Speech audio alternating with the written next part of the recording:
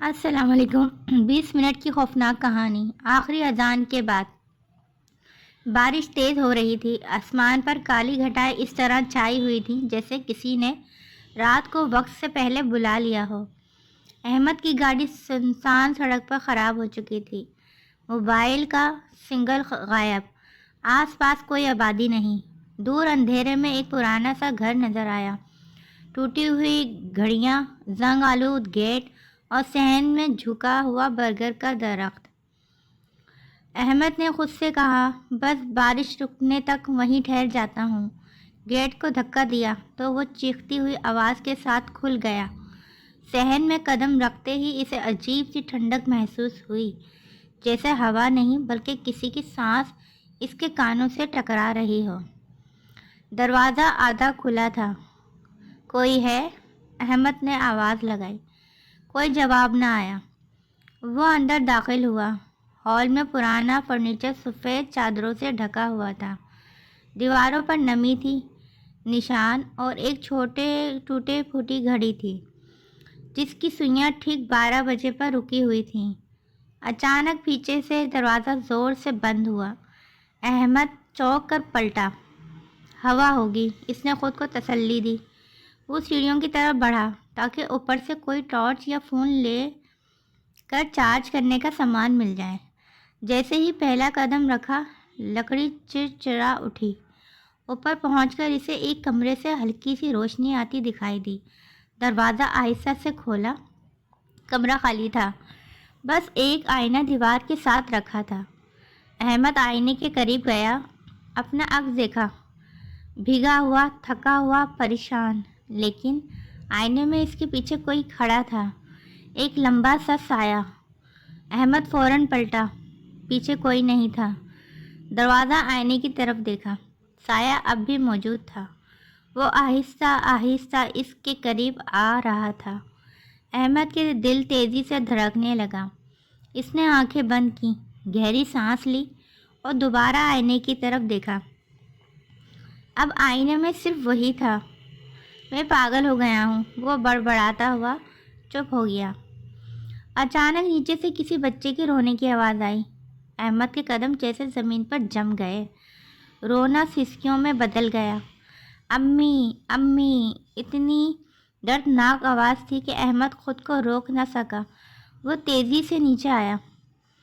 بال کے بیچوں بیچ ایک چھوٹا سا لڑکا کھڑا تھا، سفید کپڑے، سر جھکا ہوا۔ بیٹا، تم یہاں کیا کر رہے ہو؟ احمد نے نرمی سے پوچھا۔ لڑکے نے آہستہ سے سر اٹھایا اور اس کا چہرہ جلا ہوا تھا، آنکھیں خالی، جیسے اندر کچھ نہ ہو۔ احمد چیخ پڑا اور پیچھے ہٹ گیا۔ لڑکے کے ہونٹ ہلے۔ آپ دیر سے آئے۔ اچانک سارا گھر اندھیرے میں ڈوب گیا۔ صرف ایک کمرے سے ہلکی سی سرخی روشنی آ رہی تھی۔ احمد کا جسم کانپ رہا تھا، مگر جیسے کوئی انجانی طاقت اسے اس کمرے میں کھینچ رہی ہو۔ دروازہ خود بخود کھل گیا۔ کمرے میں پرانی تصویریں دیوار پر لگی تھیں، ایک خاندان کی تصویر، ماں، باپ اور ایک چھوٹا سا لڑکا۔ احمد کا سانس رک گیا۔ تصویر میں موجود آدمی وہ خود تھا۔ پیچھے سے کسی عورت کی آواز آئی، تم ہمیں چھوڑ کر چلے گئے تھے؟ احمد نے پلٹ کر دیکھا۔ ایک عورت جلی ہوئی کپڑوں میں، بال بکھرے ہوئے، آنکھوں میں آنسو کی جگہ سیاہ دھواں۔ میں تمہیں نہیں جانتا، احمد چیخا۔ عورت آہستہ آہستہ سے قریب آئی۔ 10 سال پہلے تم نے اس گھر کو آگ لگائی تھی، انشورنس کے پیسوں کے لیے۔ ہمیں اندر چھوڑ کر چلے گئے۔ احمد کے دماغ میں بجلی سی گوندی۔ اچانک یادوں کے ٹکڑے ابھرنے لگے۔ قرض، جھگڑا، غصہ، پیٹرول کی بو، آگ کے شعلے۔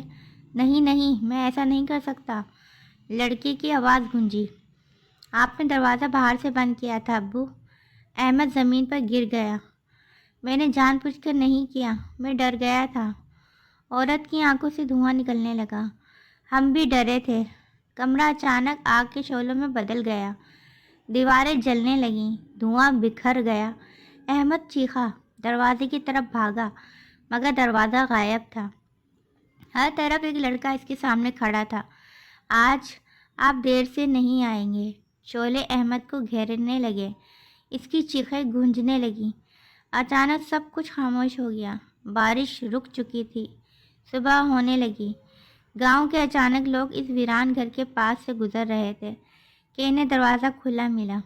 اندر جا کے دیکھا، ہال کے بیچوں بیچ ایک جلی ہوئی لاش پڑی تھی۔ چہرہ پہچانا نہیں جا رہا تھا۔ دیوار پر تازہ جلنے کے نشان تھے، جیسے ایک ابھی ابھی لگی ہو، جیسا کہ آگ ابھی ابھی لگی ہو۔ مگر عجیب بات یہ تھی کہ گھر کا کوئی ایک حصہ متاثر نہیں ہوا تھا۔ ایک بوڑھے شخص نے سر ہلاتے ہوئے کہا، یہ گھر ہر 10 سال بعد اپنا حساب لے لیتا ہے۔ اچانک اوپر کی کھڑکی میں ایک عورت اور بچے کا سایہ دکھائی دیا، اور ان کے پیچھے ایک نیا سایہ۔ گھڑی کی ٹوٹی ہوئی سوئیاں اچانک حرکت میں آئیں، ٹک ٹک ٹک، اور پھر 12 بج گئے۔ دور کہیں سے اذان کی آواز گونجی، مگر اس گھر کے اندر اب بھی کسی کے چلنے کی آہٹ آ رہی تھی، کیونکہ کچھ کہانیاں ختم نہیں ہوتیں، وہ بس اگلے مہمان کا انتظار کرتی ہیں۔ کیسی لگی آپ کو کہانی؟ اچھی لگے تو چینل کو لائک، شیئر اور سبسکرائب کیجیے۔ شکریہ۔